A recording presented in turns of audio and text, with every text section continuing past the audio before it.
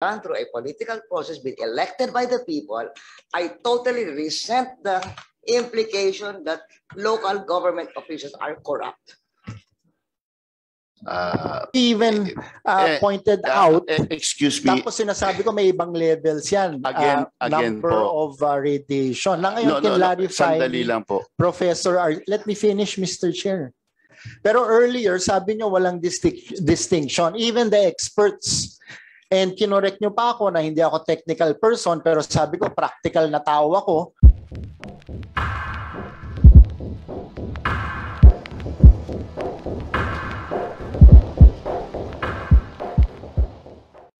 I'd just like to make a few comments. Number one, we acknowledge that this legislation is generic and agnostic. So it doesn't just concern Bataan when we say that we have to have a local approval. And Congresswoman Gila cited different laws, including the Constitution, that ensure local autonomy and local approval.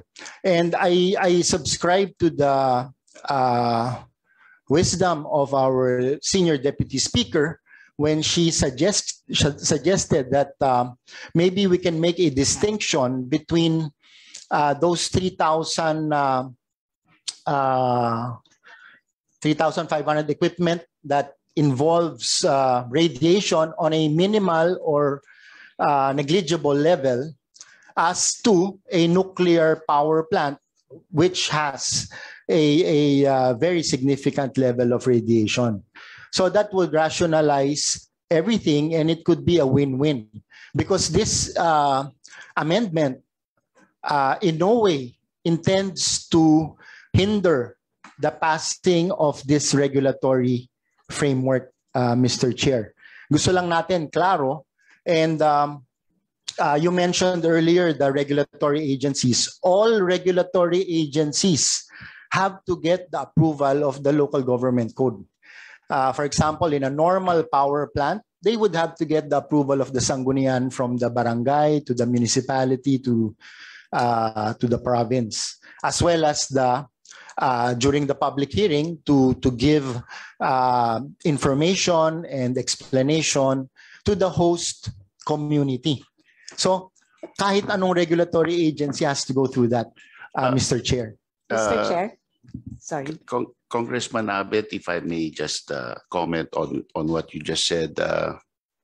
The regulatory authority just says that the plant is safe, that the location is safe, that they do the geologic studies, they evaluated the design, they looked at the licensing in the vendor country of origin, and determined that said design, said nuclear power plant model is safe and is being operated by the vendor country. That's all they are saying. They are not approving the plant. There will be other legislation like the economic aspects of nuclear power, which if you want to put it there, maybe you can put it there. But the regulatory authority, I maintain that it should be independent of all political activity in the all political considerations. It is a strictly science, fact, deterministic authority, so that our industry could be credible in the international community. Mr. Chair? Yes. Just a question from the guest resource people. Yes. If we don't change the amendment suggested by Cong Abet, what's the participation of an LGU once an area is identified for a nuclear plant? Well, nuclear facility? the way I am approaching it in Pangasinan is that I get social license first. I get social license, which I'm doing now. I'm educating the people, getting them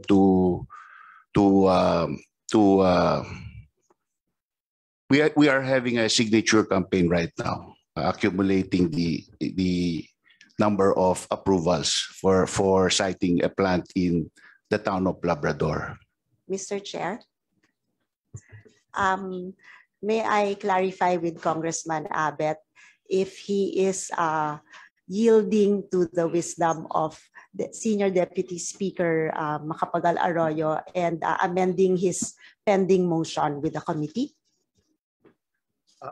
Yes, as I've mentioned earlier, we could rationalize the statement of our resource person so that it won't be too tedious, especially for those 3,500 or so permits that have to go through, considering that they have negligible or very minimal radiation level. But when it comes to a power plant that has huge implications, I'm sorry.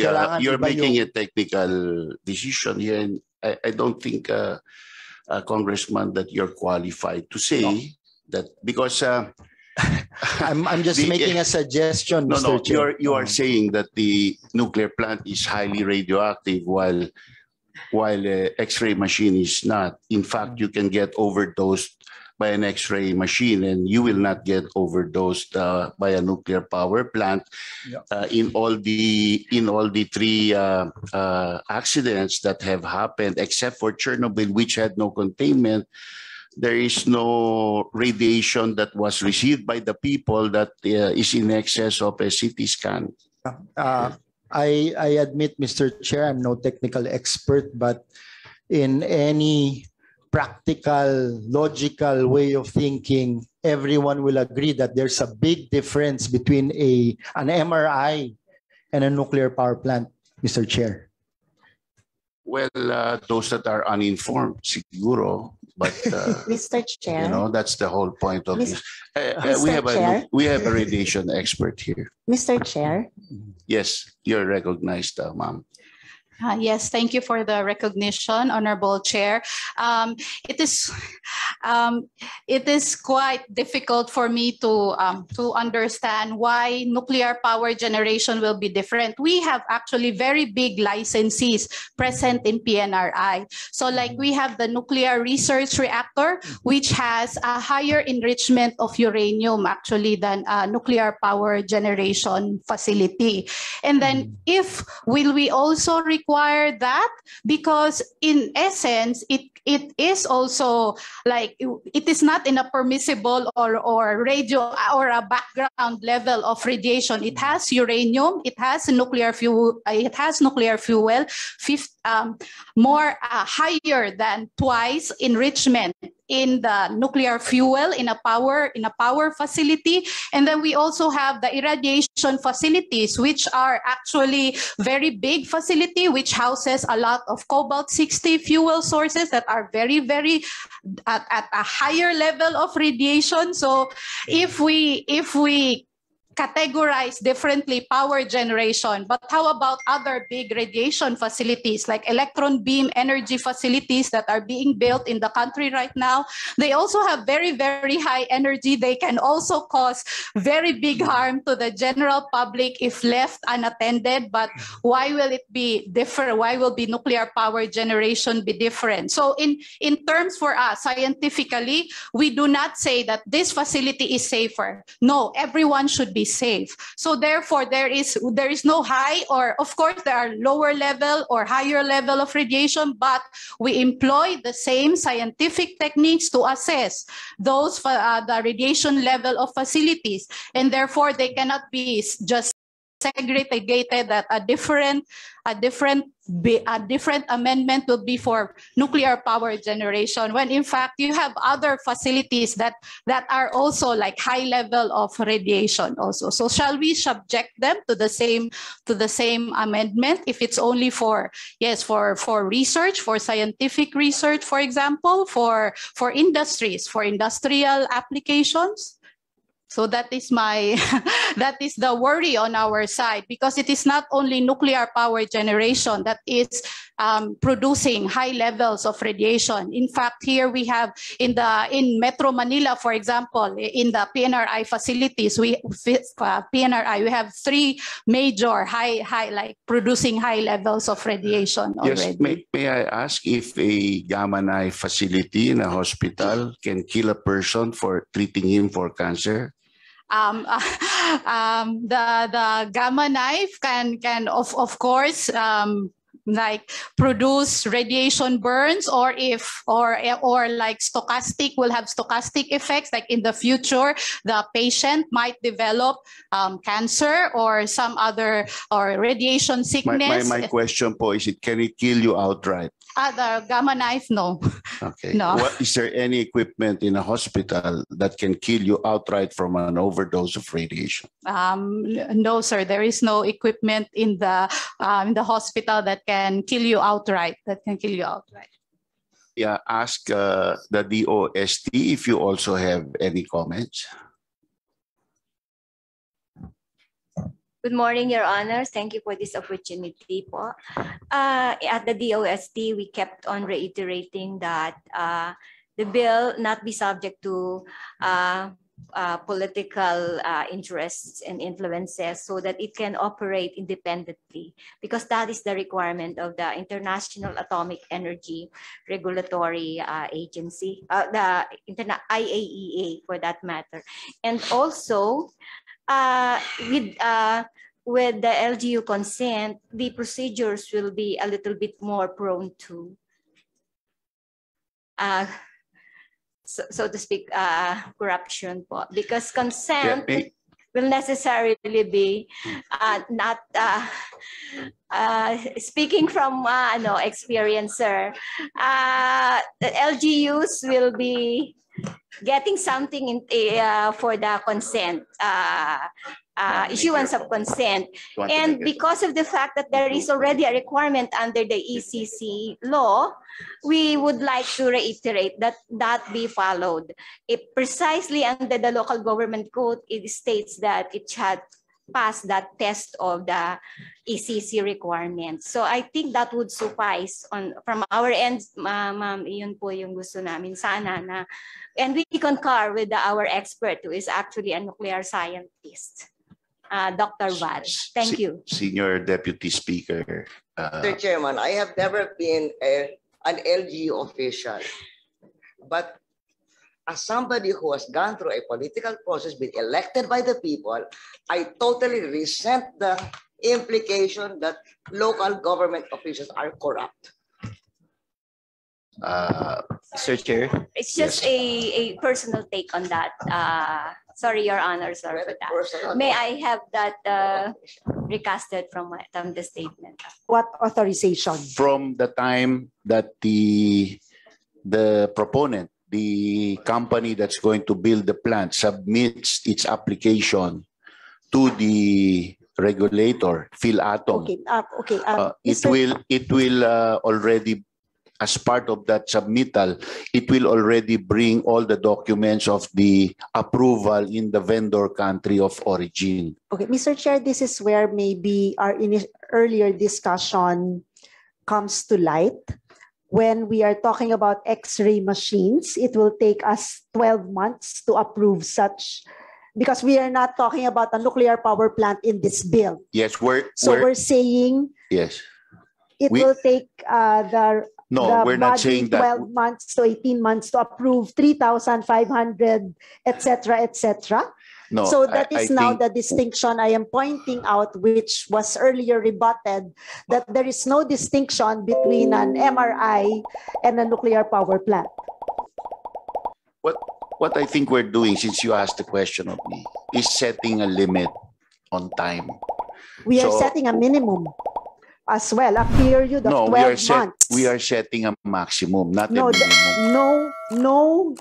In no case shall exceed 18 months. It shall be for a period of 12 months. Maybe we need to add to amend that. No, maybe we need to add a period of maximum, or a maximum period of 12 months. Again, my question being, what exactly are we talking? What is the authorization being issued for which shall facilitate predictable project deployment that gives this time frame? I'm questioning what Yeah, this, let's put the word nuclear power plant there, ma'am. So anything. Then I revert back to the earlier discussion that there should be no, from our resource persons, that there should be no distinction between nuclear power plant and an X-ray machine.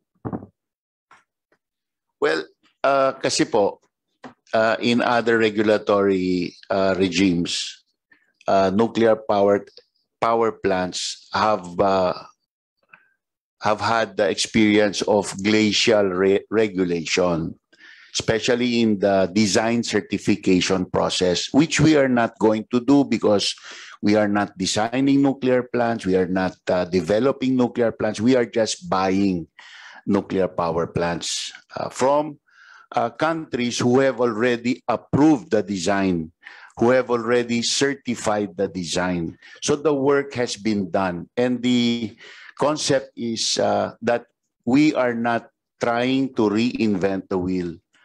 So, Mr. Chair, is the government buying the nuclear power plant? No, the government is not buying. The proponent, whoever is going to put up the nuclear plant, will be the one, because EPIRA bars the government. Correct. That's exactly. Why. So hindi po, ma'am. We are talking about the regulator. Yes, again, Mr. Chair, I'm just not very sure what item number 4 is saying. I don't understand what it is saying. Okay, so can we have... Mr. Chair. Yes. Section 4, item number 4 of Section 14 clearly speaks of nuclear power plant, Mr. Chair, because Section 14 is authorization for nuclear facilities. So hindi po kasama dito yung mga X-ray. Very clear. That's right. I missed that. Thank you for pointing that out. And Mr. Chair, can we already edit it?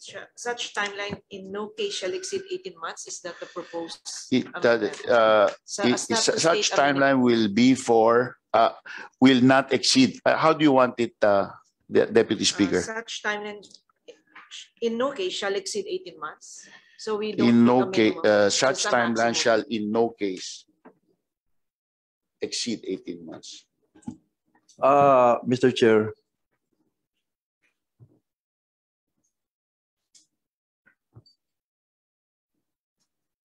Okay, that I think that's better. Yes, Congressman. In addition, Mr. Chair, that particular policy has long been adopted by the Department of Energy in the issuance of service contracts. Kapag na-issue na nila yung service contract, in this case, authorization, sige, pwede ka magtayo dyan. Kung hindi nila kayang itayo on that particular period, kakansilahin po yun para maibigay sa iba.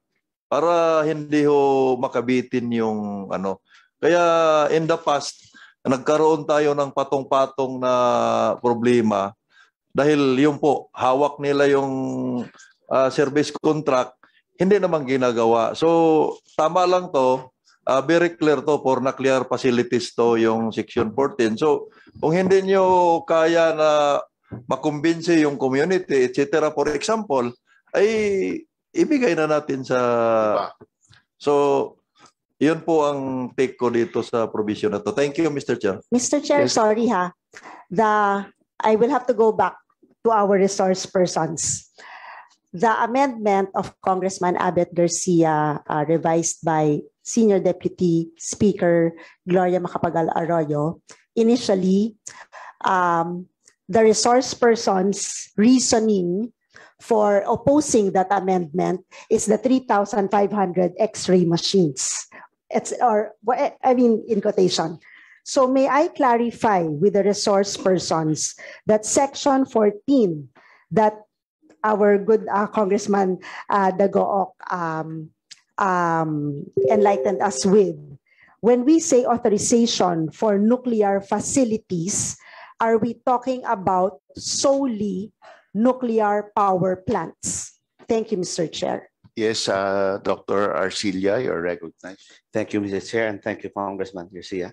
Part of the confusion is there is a range of nuclear facilities that we're talking about. Right now, with our definition, this will include even those with ionizing radiation, which are X-ray machines, which should be very quickly licensed because when you buy them, so tama po yun, natatanggalin na yung minimum but then it's not only nuclear power plants. For example, you have irrigation facilities.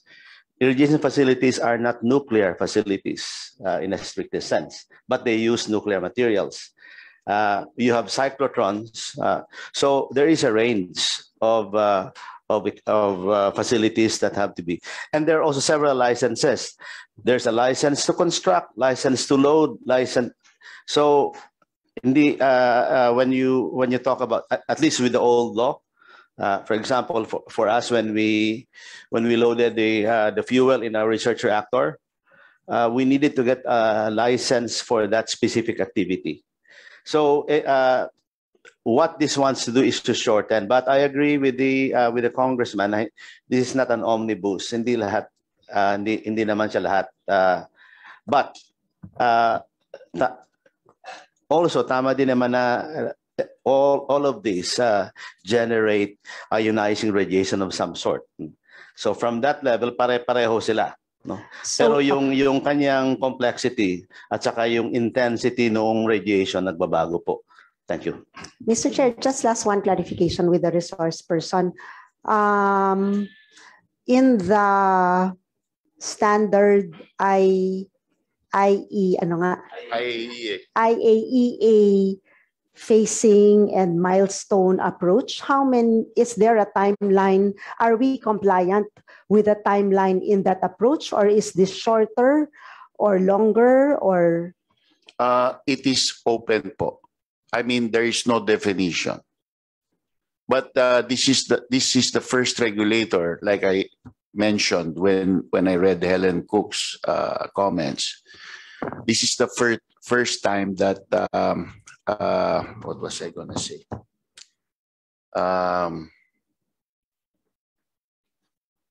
The regulator is, we are suggesting to the regulator to not reinvent the wheel and to look at the regulation already established for the model of nuclear plant we are buying from the vendor country.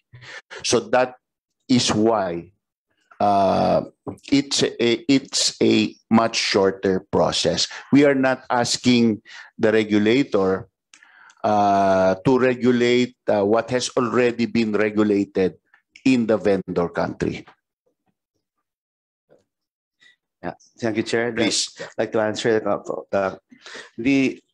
actually the question was on, are the 19 milestones temporarily sequential?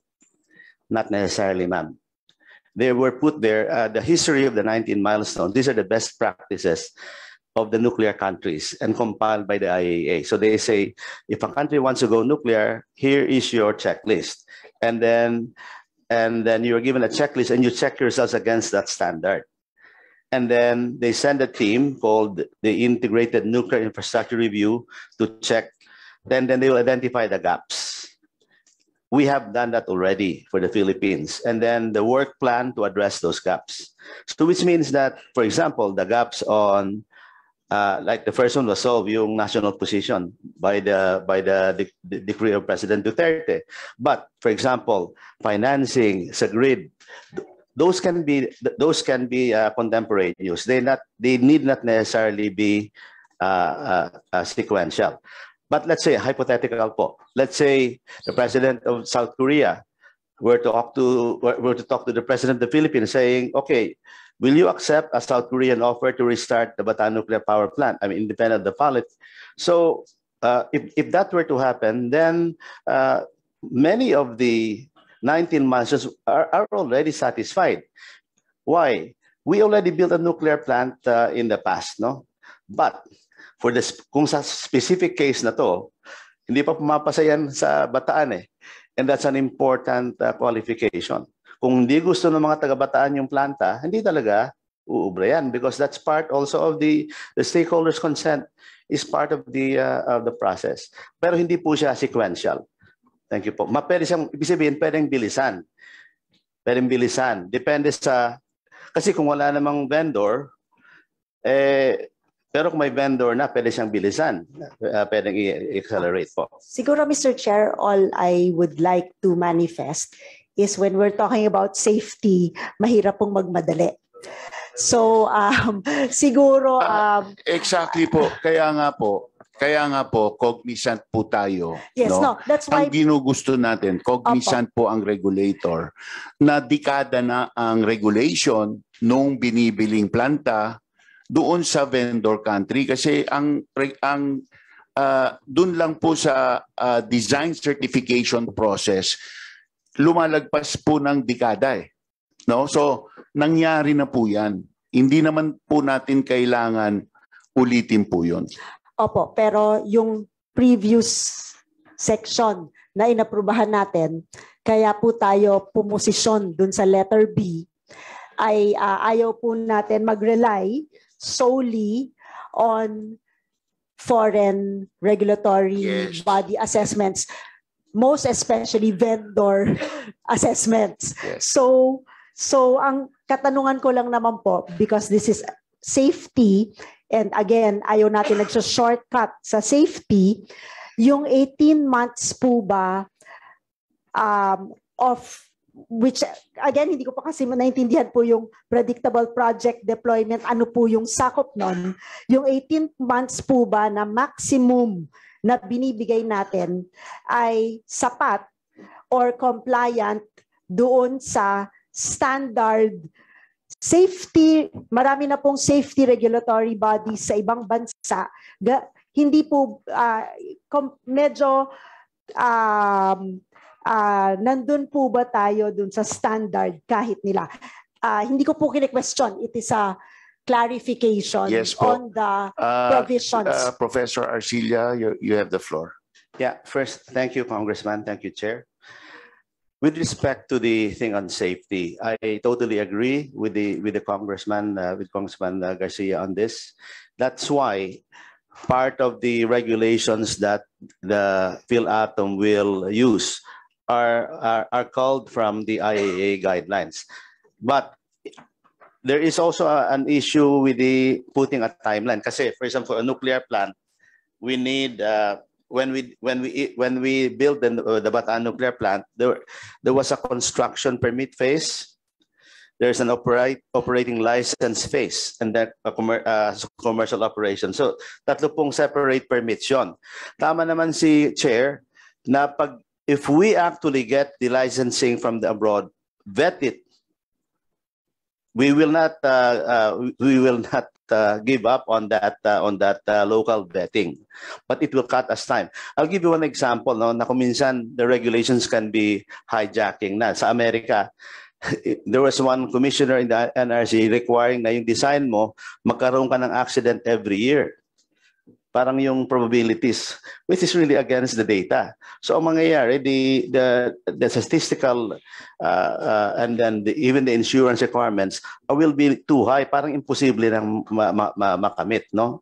So the balance has to be, first, safety is most important, but then regulatory overreach can also happen. But I agree, hindi sacrifice yung safety. And that's why dapat talaga importante yung independence ng regulator. I'll give an example po ngayon in a different, like for example in the right now sa DNR, yung nagbibigay ng lisensya ng mining, MGB, at saka yung nagche-check si EMB, iisang department. So, minsan mahirap magbalanse. Pero kung independent kasi, let's say kung nasa US, independent talaga yung environmental regulation, does not care. Kung unsafe yung operations mo, hindi ka patutuloyan. Ganito na mangyayari sa atin. If we deem that a nuclear facility is unsafe, we will stop it. Nasa earlier provisions, even take over it because of the public safety factor. So that's why ito po yung difficulty po dito, Mr. Chair, yun nga yung time we want to not shorten it, but at the same time we want not Reasonable.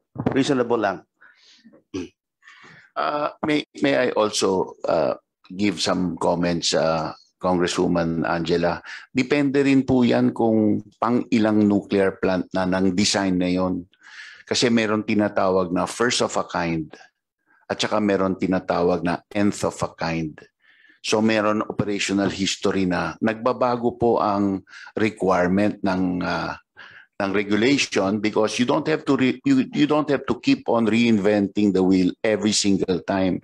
So if we order a fleet of the same model, the regulation towards the nth unit of the same model, mas alam na po ng regulator. Mas madali pong gawin. From what we heard from our resource person is also concerned about the stipulation of the time with regards to no compromise on safety. Maybe as per our earlier motion with letter B, maybe we can have when we are in the next meeting and we have the Attorney Helen Cook present, because the chair also mentioned that this is something that is special to our regulatory body and not present in other regulatory bodies. Maybe we can just re-clarify if that's okay, Mr. Chair. Sige, so what's the proposal? There's a proposal from Deputy Speaker Mihan. No, she already made a proposal. So to amend it, the authority and the applicant shall establish a proposed authorization timeline which shall facilitate predictable project deployment. Such timeline shall in no case exceed 18 months. Diniretso na niya sa 18 months, hindi na po siya dumaan sa 12 months. Okay na ba po yun sa inyo? Mr. Chair. Yes, yes. I would Congressman like to be clarified because Professor Arcilia arrived a little later. No? Kanina there was a discussion which started in the prior amendment, and the position of the chair and our experts a while ago was that there is no distinction between a nuclear power plant and all the other facilities.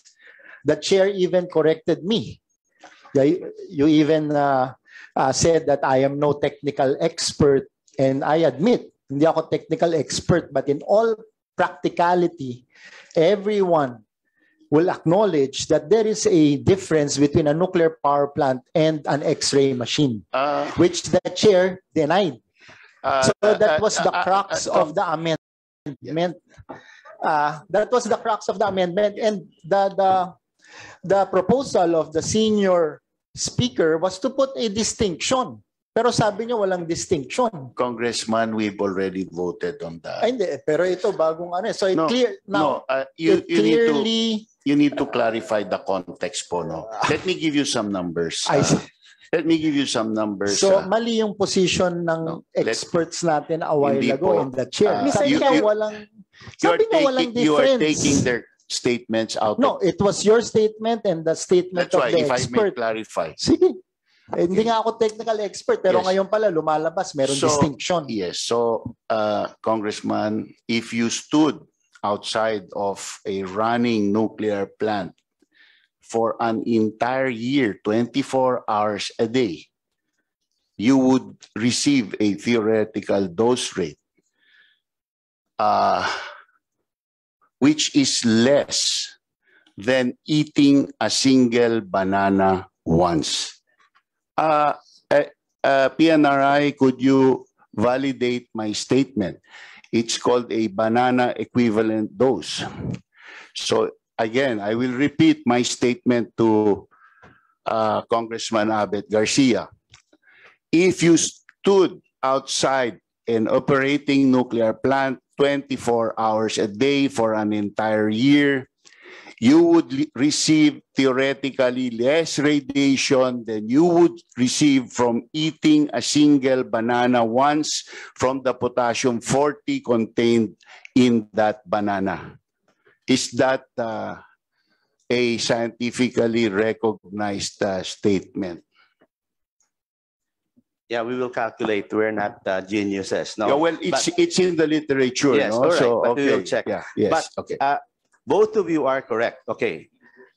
I'll presume that nawala talagang radiation. Mas malaki ang radiation from the banana. Sa nuclear pa na nag-operate. Pero tama din naman si Congressman Abet na iba talaga yung nuclear plant at saka yung X-ray machines. My colleague was saying, from the perspective of radiation safety, pare-pareho lang sila. Kasi, for example, yung nag-X-ray, may protections yan eh.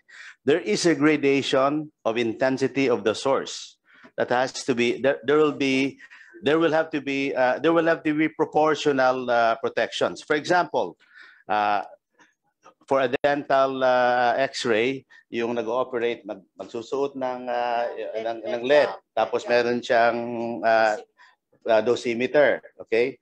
Pag may cobalt 60, ayun, matindi yun kasi it can penetrate. So depending on the source. So there is really a gradation of protection that you need. Of course, for a nuclear plant or for a research reactor too.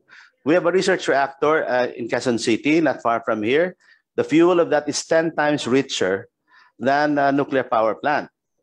But so all of those equipment are protected, should be protected. That's why we're doing this law. But it does not mean that the protections for all of this equipment will be equal. Yeah. The insinuation is that the nuclear plant is emitting radiation, like your research reactor is emitting radiation. It is emitting radiation. No, not outside. Yeah, no. But the first statement, with all due respect, Your Honor, it is emitting radiation, but precisely the measures are there to actually, because to say it's not emitting radiation is also not correct. But is the radiation mitigated by the protection? Yes. Ganyan po eh. Ganyan po yung yung pagkakaiba eh. The protection offered is designed to in proportion to the source of the radiation po. So I was correct, Mr. No, Chair. I'm sorry, I disagree. Here is a statement from the US NRC. Let me read it po, no?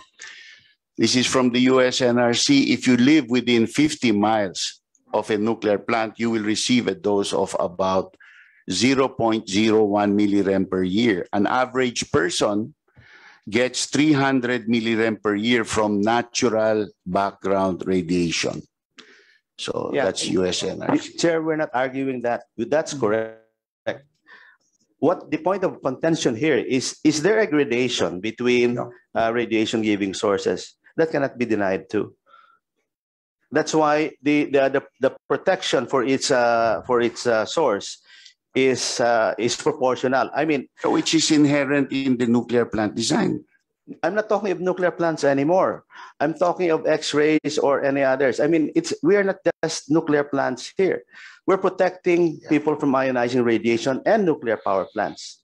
Okay. So there is a. So where is this going? Yun nga, wala namang. That's why I'm saying that both of you are right. Let me clarify my point. So now it's clear that there is a distinction. Let's agree on that first. Tama? Kanino? Yes, we have the resource person, Valerie. Yes. No, I beg to disagree. Opo. No. Let me reiterate what I said, sir, no, because in the 14.1, 14.2 section, it was specifically noted that there should be a distinction for a nuclear power plant and other facilities. What I said was, in the eyes of the regulator, radiation protection and safety is I mean, there should be no distinction. We should practice them regardless of it will be a nuclear facility, whether it be an X-ray facility, or whether it be a medical facility. This is imperative in any regulatory body. Now, I have mentioned that the levels of radiation will be different depending on the facility, depending on the source. Now, I also mentioned... Excuse me, Paul. That's the source of confusion, because when a layman hears you say that, it's radiation leaking out, no? So, I mean, you need to clarify that. There is no radiation leaking out of a nuclear power plant. Just like in an X-ray room facility, there is no radiation leaking out of the X-ray room, harming the public. I think that is the problem here. That's the point of confusion. Yes, sir. May I be allowed to speak, yes, sir? So may I be allowed to continue? So yes, we are talking here about the nuclear facility section, and then if we read the glossary on what is a nuclear facility, it means a facility which nuclear material is produced, processed, used, handled, stored, or disposed of. So all these are considered as nuclear facilities. But then we wanted to single out only the nuclear power plant to be able to accommodate the local government units veto on the nuclear power plant facility building. But as I've said, a nuclear research reactor also has nuclear fuel, also has uranium, which is 10 times enriched. But then we will try to differentiate a nuclear power plant and a nuclear research reactor by putting that. So all other facilities will be exempted from the land use plan, but only the nuclear power plant will be subjected to the land use plan. So this is my question, Mr. Chair. So why the nuclear power plant will be subjected to a land use plan when you have other facilities from the nuclear research reactor, which are also using nuclear material, and then you also have radioactive waste disposal facilities in the future, which will be asking for license to operate or license from the regulatory. So will we not also? So that's why. So we should try, in the eyes of the regulator, radiation protection and safety is imperative. And there should be no distinction, I mean, in that level, that radiation protection and safety is imperative. But of course, the levels are different because the complexity is different. I mean, the complexity is different, but for example, a nuclear research reactor would have the same level of complexity as a nuclear power plant. So, yeah, yes. If I may respond, Mr. Chairman. Please, Congressman. But first of all, before I go to my original point, everything has to go through, by law, through the land use plan. Everything. Whether, of course, yung X-ray sa hospital, the hospital has to go through the land use plan of the locality. So everything has to go through the land use plan, even a nuclear power plant. Ngayon, going to my original point, Mr. Chair, sabi nyo walang distinction. Even the experts, even you even pointed out. Excuse me. Tapos sinasabi ko may ibang levels yan. Again number po of radiation. Na ngayon, clarify. Sandali lang po. Professor, let me finish, Mr. Chair. Yes. Sabi nyo wala. So that's why we even introduced the amendment of Senior Speaker, Deputy Speaker GMA, na let's put a distinction. Pero sinabi nyo lahat walang distinction. Ngayon, lumalabas, we have to put and specify now that we are referring in this section to a nuclear power plant. Hindi na yung facility. So, we are clearly, talking about timeline po. We are not talking about... Hindi, may pinag-usapang nuclear power plant eh. Na nuclear power plant. Kasi pag in-apply natin yung timeline sa X-ray, masyadong mahaba. Kaya nga ngayon, nagkakaroon na tayo ng distinction. Di ba, Mr. Chair? Pero earlier, sabi nyo walang distinction. Even the experts.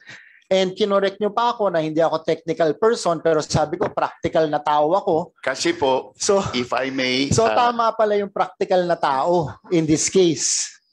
Di ba? Compared to the experts. Congressman Abet, may I say something? Of course, Mr. Yes. Yung konteksto po ang wala dun sa statement mo. Kasi yung konteksto po nung sinasabi nyo, yung nuclear plant nag-i-emit ng mas malaking radiation, mas nakakasama sa tao, which is not true. Mr. Chair, just to, sorry, may I? Sinabi, in the context of timeline for the authorization of a predictable project deployment of all nuclear facilities already clarified does not only mean nuclear power plants. It is already common sense that approval on safety of an X-ray machine is very, very, very, very, very, very, very different from an approval of safety of a research institute, a waste disposal facility, and a nuclear power plant. Is that correct? Yes. So that is the distinction that we kept on harping on earlier, which we are pointing out that both the chair and the resource persons misled us in terms of your declarations.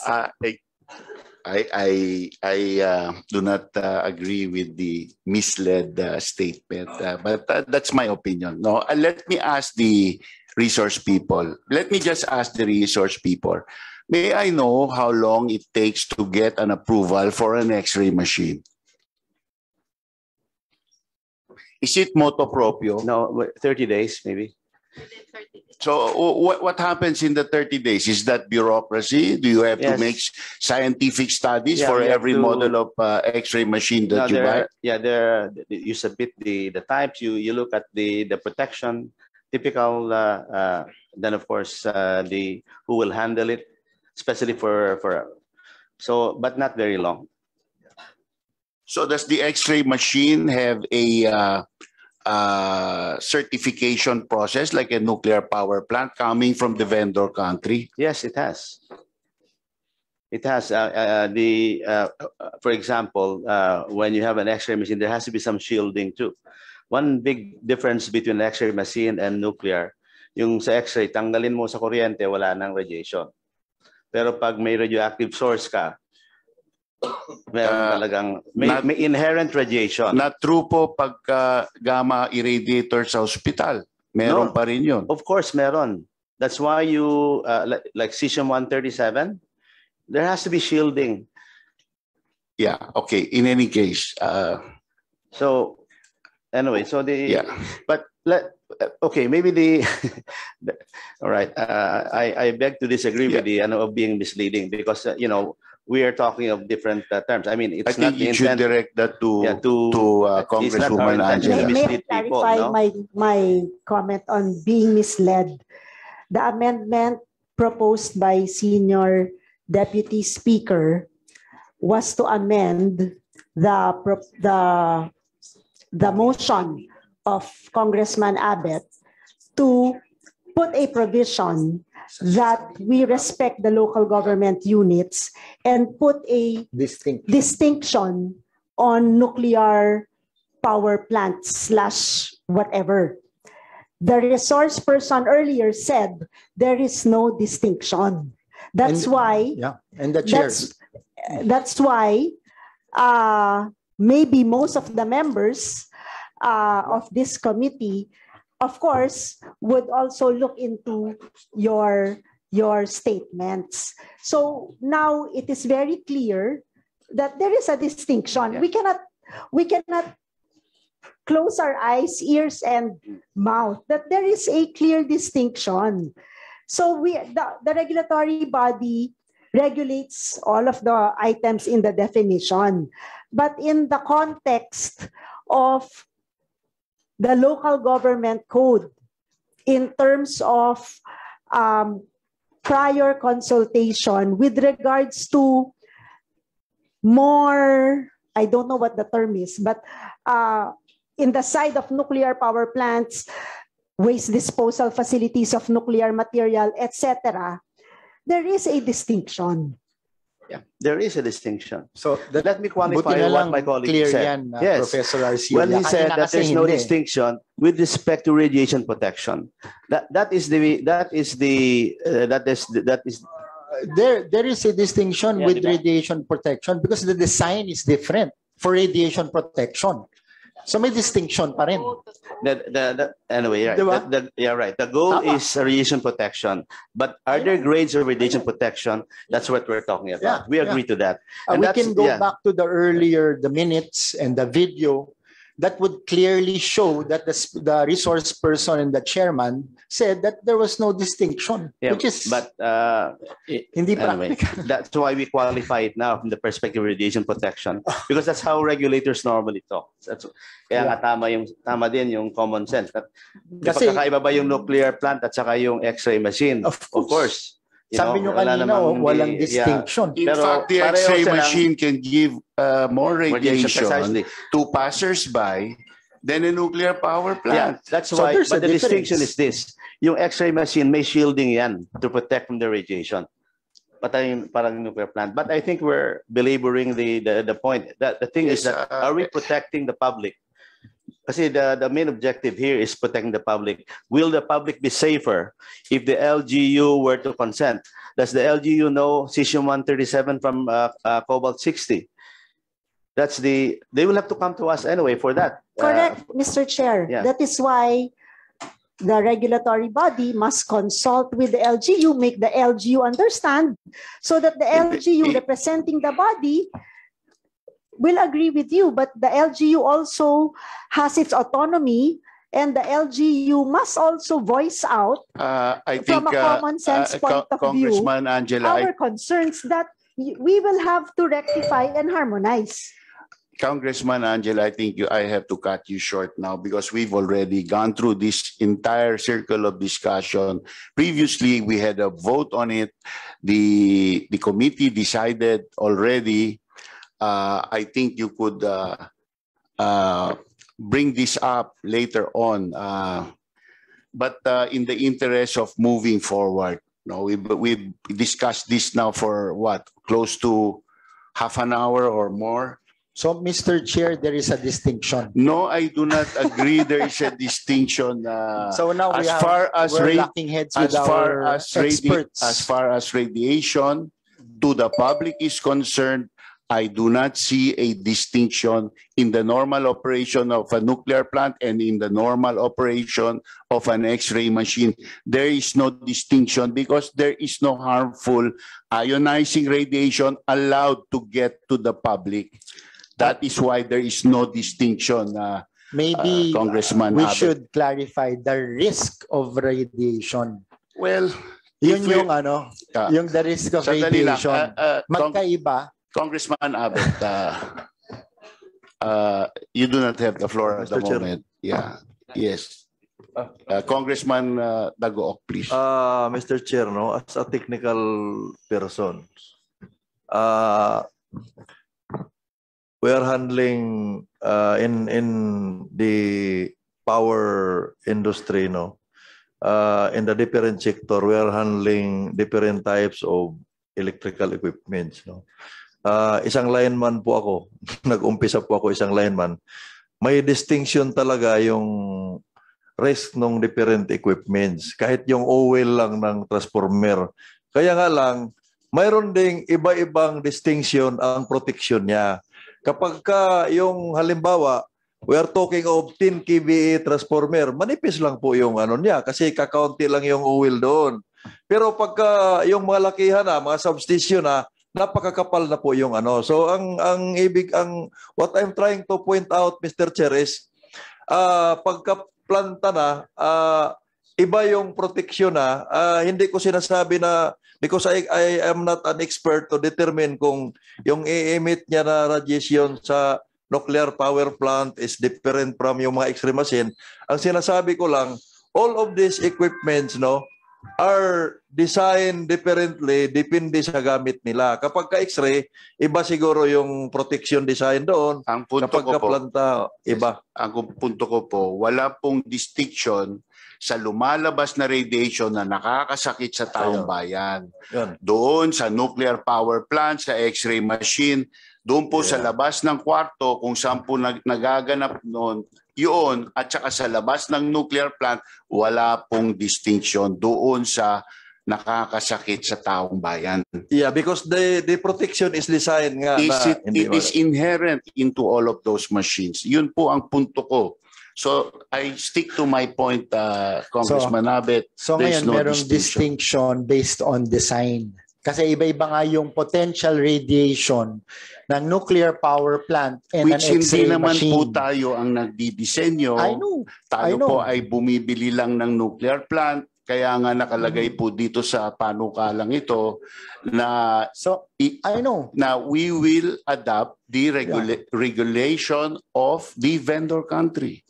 I know. I think anyway. Mr. Chair, can we go back to the discussion on letter, ano yun? Number 4 po. Yung number 4. Let me just point out, Mr. Chair, that I sorry, I cannot allow you that anymore. this doesn't inspire much confidence when our chair and our resource person are locking heads.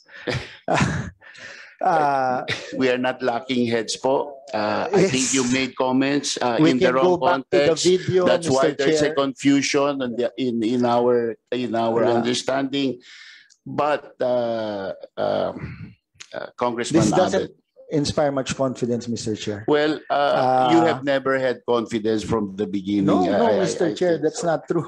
Ayan ka na naman, saying things you would regret. Okay, anyway. I move to adjourn, Mr. Chair. Second the motion. Any objection? What time is it?